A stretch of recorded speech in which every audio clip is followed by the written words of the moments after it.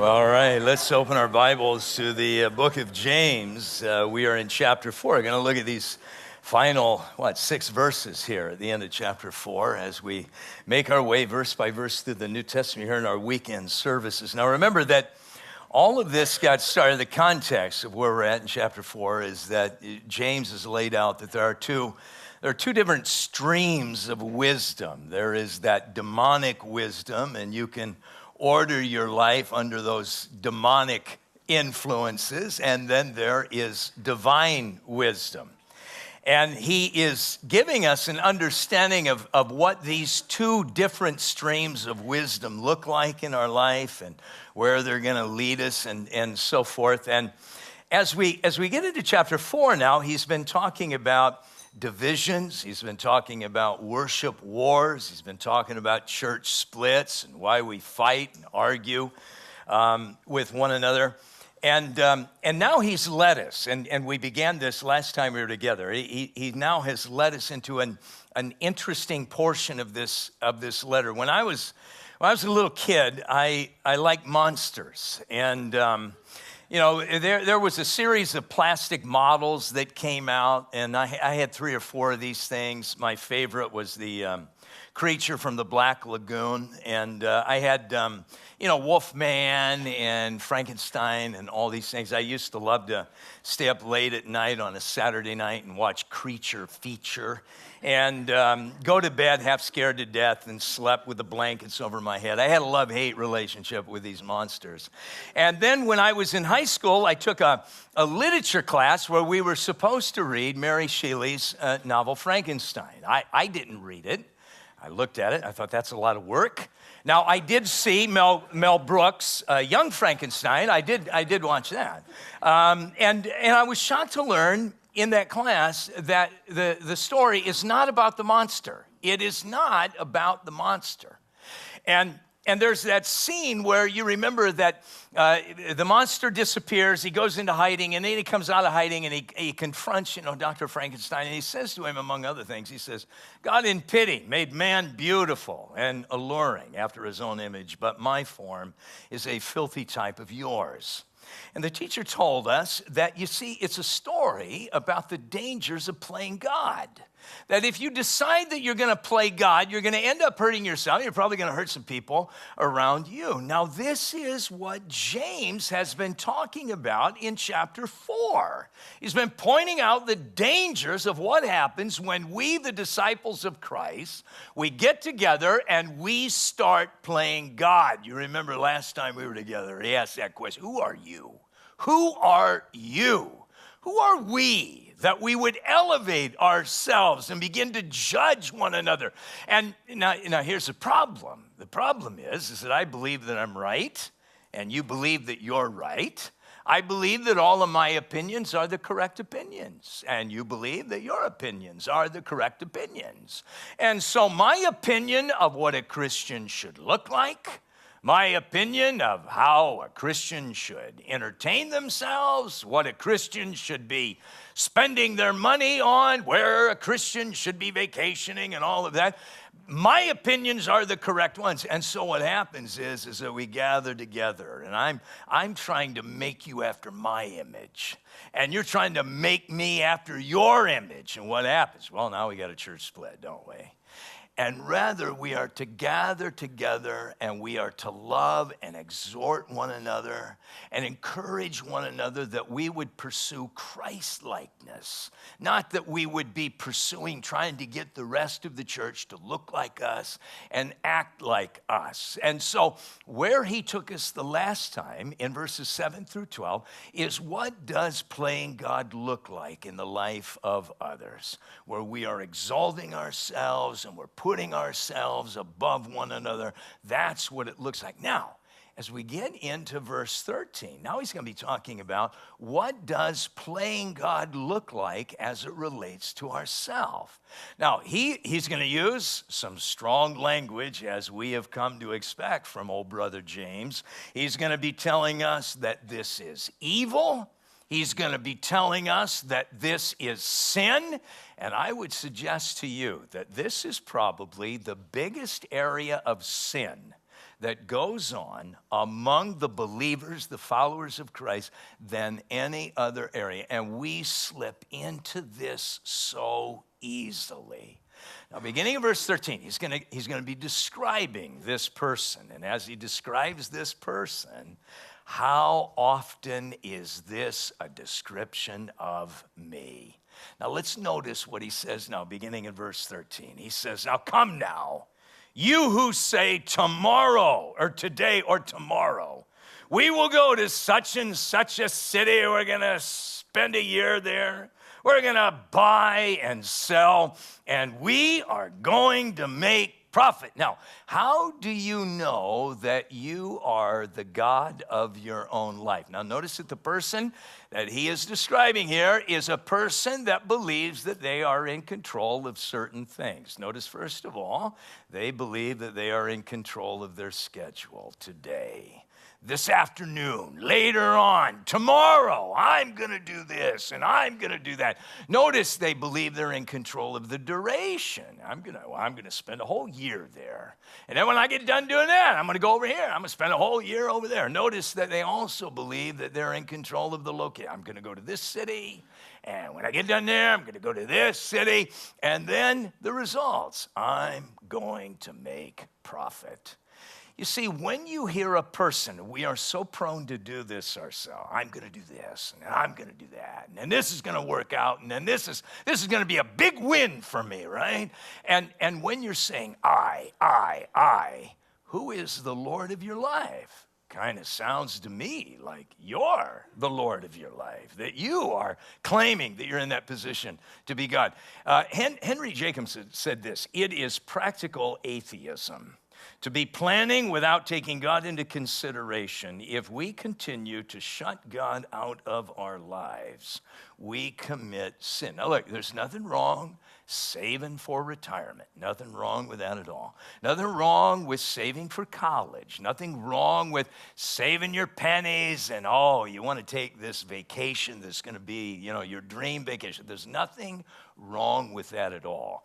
What he is talking about is that this is an individual that is making all of their plans without any consideration concerning the sovereignty of God.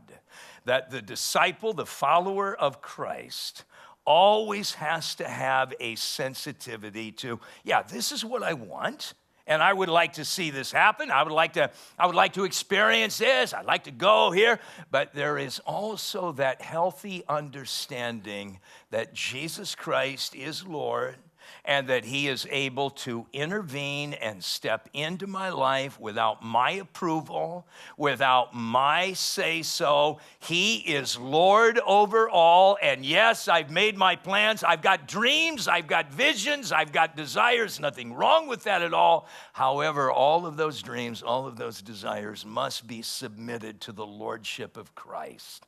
And when you and I are making our plans and laying all of these things out without any consideration at all as to what the will of God might be for our life, then we have taken the reins of our life and we are acting as if we are God. Now notice why we are so ill-equipped to be the God of our life. Notice what he says in verse 14. Whereas you do not know what will happen tomorrow, for what is your life? That is a great question. Last time that question was, who are you? Now he says, what is your life?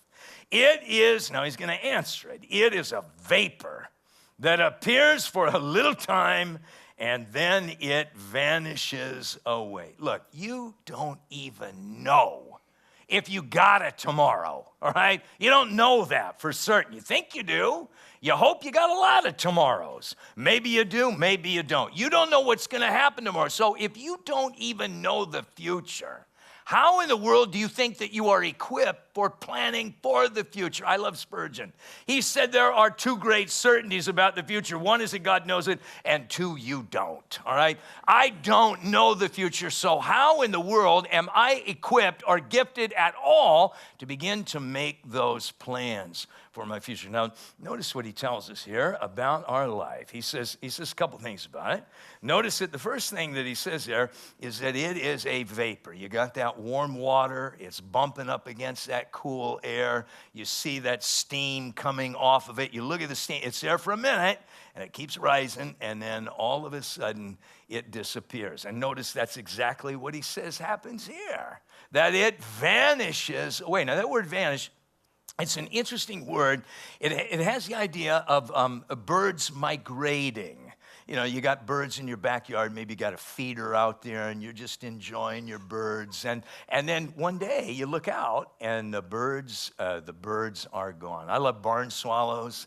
I love in the springtime going out in my barn and all of a sudden the swallows show up. And I go and I say to my wife, oh, the barn swallows are back. Yes, you know, the days are starting to get longer now. Warmer weather has come to the frozen tundra. Oh, this is a wonderful, wonderful day. And then it seems like just a short spell. I go out in the barn and I'm listening and I'm thinking to myself, well, they're gone. They're gone. They didn't even bother to say goodbye. And they just took off. And this is what he's saying about our life, that it's just here and it just disappears. You know that stretch of road that I live on? I live over here on Tonko. I don't know what there is about that stretch of road, but over the years, there have been so many fatalities just right within seeing distance from my front porch. I had 3 people die right at the end of my driveway. You drive by my house, you drive careful, all right? And every time one of these fatalities happen, I think to myself, 2 minutes before that event, they had no clue what was coming their way. 2 minutes before, they were making their plans. They're going to go out for the weekend, and they got their vacation already booked, and they've got their life all scheduled out, and they have no clue what is right around the corner. They have no clue that they are breathing their last breath in this existence, and their next breath is going to be in eternity. And this is what James is telling us, is that time is so short. You know, as you age, and I'm sure some of you have figured this out, but as you age, I mean, don't you just want a decent night's sleep? I mean, that's all I want is a decent night's sleep. And like this morning, I was up at 3 this morning. My wife is up at 4, and we're looking at each other. We are so pathetic. And here we are. And so, you know, we got this ritual that we have coffee together every single morning. And so I take a sip of coffee, and okay, it's 5:15 now. I take another sip of coffee. All right, now it's 6:10. I take another sip of coffee. Now it's 6:45. Where has 3 hours of my life just gone? You know, look, it's like they say, life is like a roll of toilet paper. The closer you get to the end, the faster it goes. And this is what James is telling us here, that we're making all of these big plans, right? That, oh, this is going to be so awesome. I'm going to do this, and I'm going to do that. You fool. You don't understand how short a period of time you have. Moses said in Psalm 90, we don't think of Moses as writing a psalm, but he wrote Psalm 90. And Moses said, our lives last 70 years, or if we're strong, 80 years. Even the best of them are a struggle and sorrow. Life is rough, isn't it? Indeed, they pass quickly and we fly away. If I live according to the national average for a male, I got about 1,000 weekends left. About 1,000 weekends, all I got left. How many weekends do you have left?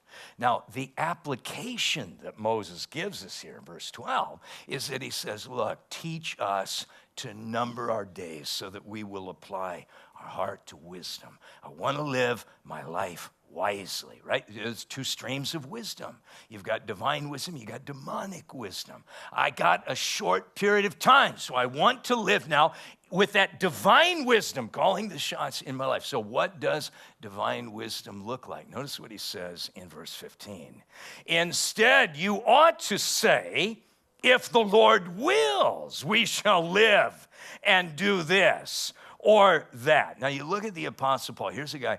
He wrote half of the New Testament. I would assume anybody who is qualified to know what the future is going to be bringing them, it would have been that guy. And yet, how does this guy talk about his future? In Acts chapter 18, he said, look, I'll return again, the Lord, God willing. He said in 1 Corinthians chapter 4, I will come to you shortly if the Lord wills. 1 Corinthians chapter 16, I hope to stay with you if the Lord permits. Notice his language. If God is willing, if the Lord wills, if the Lord permits, right? Now, for us to be making all of these big plans, and I'm going to have this, and I'm going to buy this, and I'm going to go over there, understand what evil we are talking about here. Notice what he says in verse 16.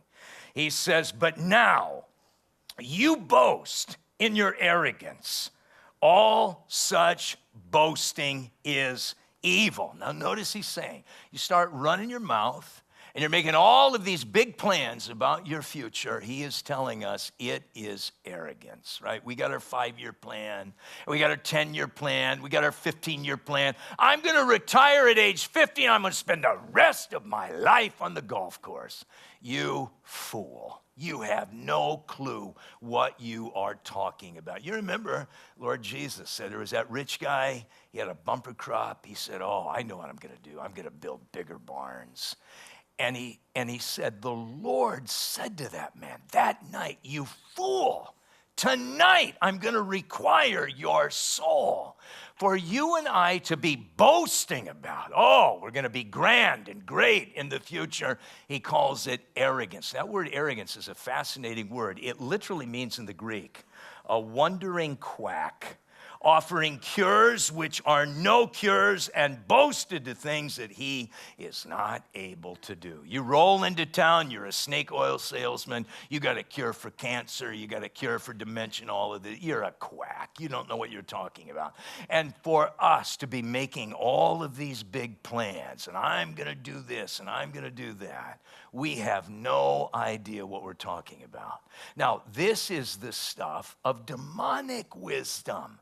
Because you remember that when the Lord is giving us a little bit of the backstory concerning Satan in Isaiah 14, the Lord said of Satan, you have said in your heart, I will ascend into heaven.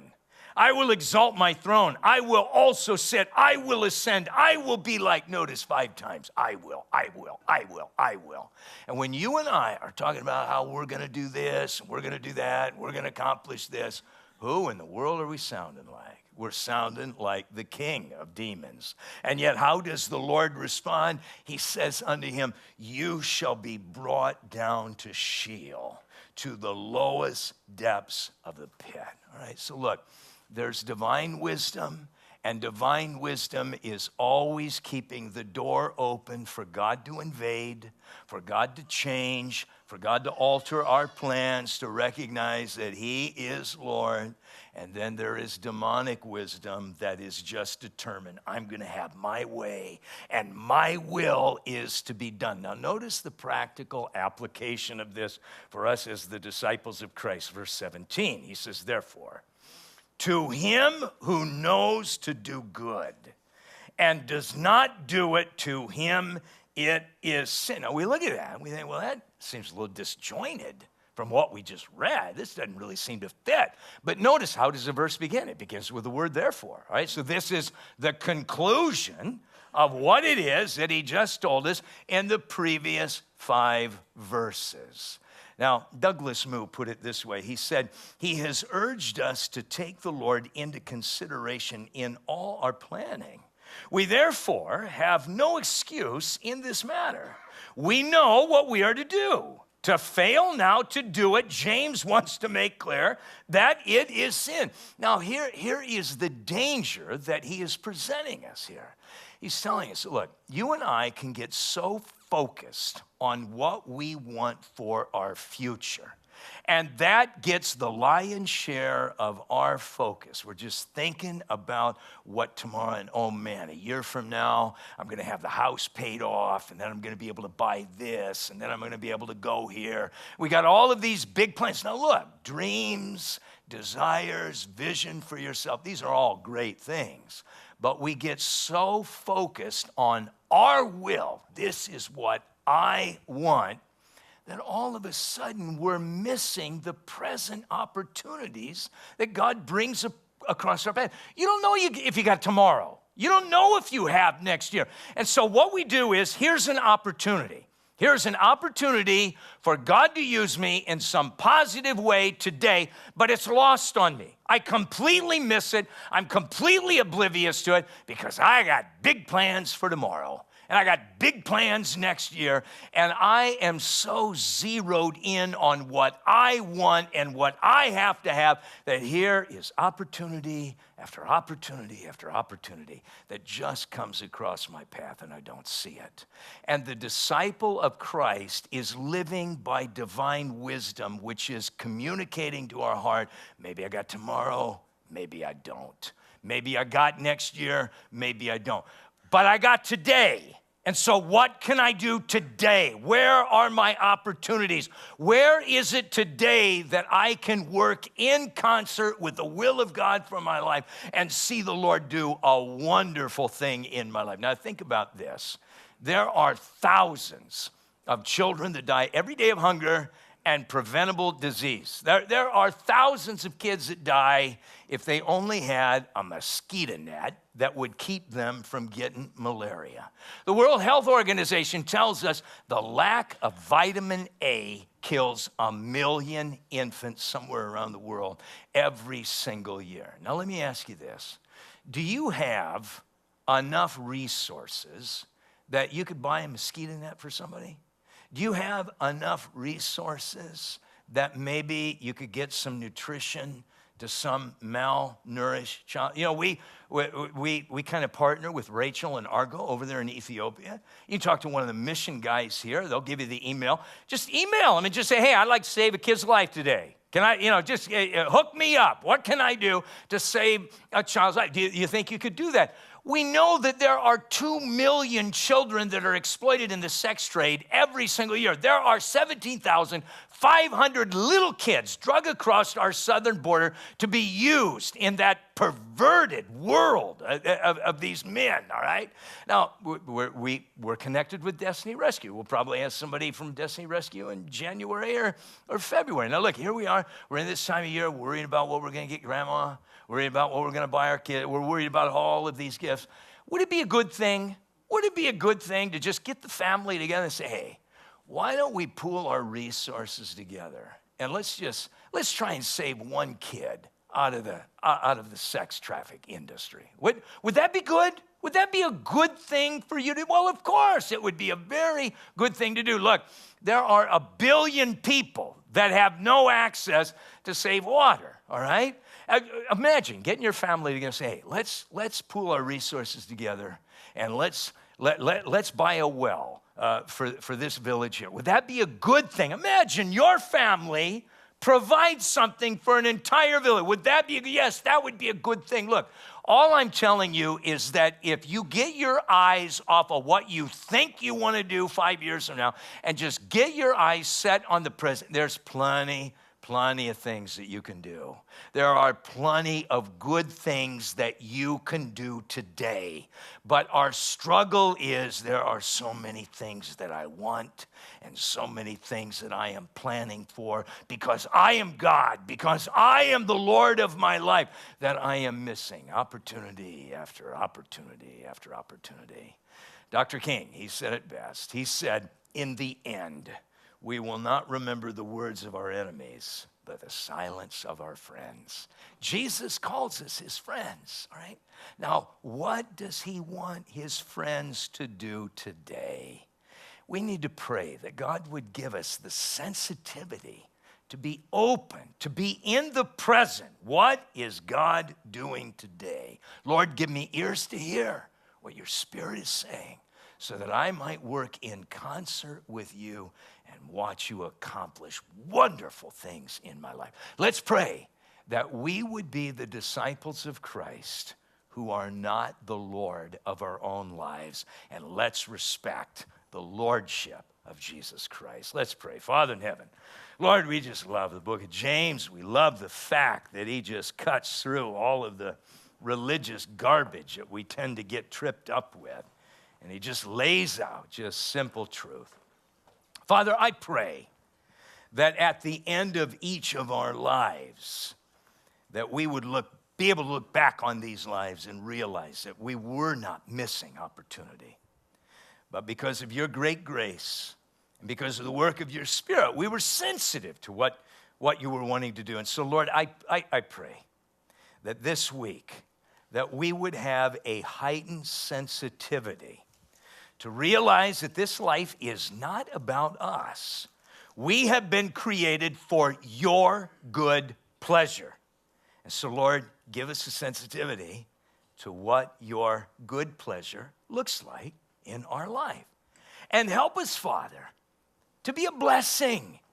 Help us, Father, to be an extension of the Lord Jesus Christ that, so loves the world and wants to do so many wonderful things. Lord, may we be his hands and his feet this week. Open the eyes of our understanding, Lord, and help us to conquer that selfish monster, the worst monster of all that just dwells in our heart. Lord, give us the grace to crucify that thing. For we ask these things in Jesus' name, amen.